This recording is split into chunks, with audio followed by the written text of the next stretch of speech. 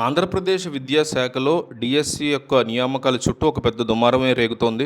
సమాజానికి మంచి పౌరుల్ని అందించి పిల్లల యొక్క భవిష్యత్తుని తీర్చిదిద్దాల్సినటువంటి గుడ్ ఏదైతే మనకి స్కూల్స్ ఉంటాయో అక్కడ టీచర్స్ని నియమించేటువంటి ప్రక్రియలో ఇన్ని దారుణాలు జరగడం దారుణం అంటున్నారు పేర్ని నాని రీసెంట్గా మీడియాతో మాట్లాడుతూ. గతంలో అమరావతి కాంట్రాక్టుల్లో చదరపు అడుగుకి రూ. 20 వెనకేసుకున్నట్టుగా ప్రభుత్వ భూముల్ని తక్కువ ధరకే కట్టబెట్టినట్లుగానే ఇప్పుడు పవిత్రమైనటువంటి విద్యాశాఖలో కూడా ఇష్టారాజ్యంగా వ్యవహరించడం అనేది శోచనీయం అంటున్నారు పేరునని. తప్పుడు దారిలో చిల్లర డబ్బులు ఇచ్చుకుని బడిలోకి వచ్చేవాడు రాబోయే 30-40 ఏళ్ల పాటు అక్కడే ఉండి పిల్లల జీవితాలని నాశనం చేస్తాడు అనేటువంటి ఇంగిత జ్ఞానం కూడా లేకుండా పాలకులు వ్యవహరిస్తున్నారు అని పేర్నాని మీడియాతో మండిపడ్డారు.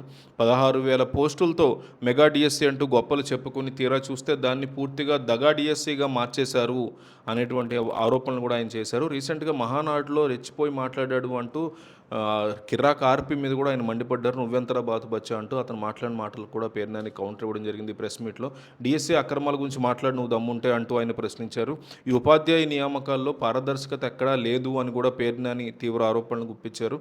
దాదాపు 3,30,000 మంది అభ్యర్థులు రాత్రింబావుళ్ళు కష్టపడి చదివి ఈ పోర్టు పరీక్ష రాస్తే కనీసం మెరిట్ లిస్ట్ కూడా బయట పెట్టకపోవడం వెనక పెద్ద కుట్ర దాగి ఉంది అనేది ఆయన యొక్క ప్రధాన ఆరోపణ.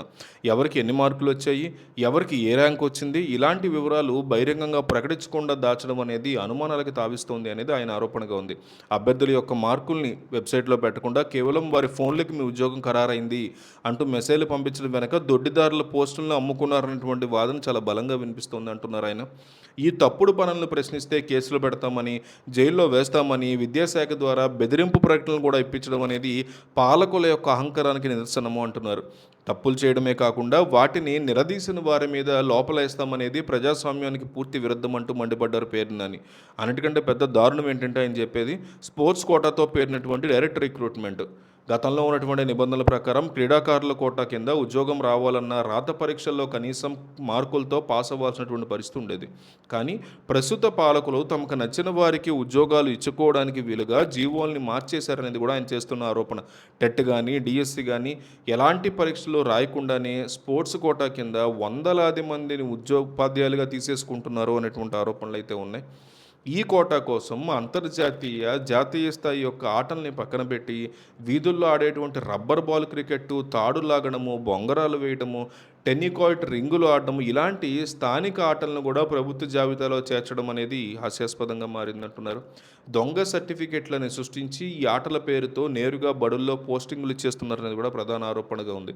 టీచర్ల నియామకం పూర్తయ్యే వరకు మాత్రమే ఈ పరీక్షలు లేని స్పోర్ట్స్ కోటా నిబంధనని ఉంచి ఆ తర్వాత వెంటనే పాత పద్ధతిని తీసుకురావడం చూస్తూ ఉంటే కావాలనే చేస్తున్నారు ఇదంతా అని పేర్నాని మండిపడ్డారు.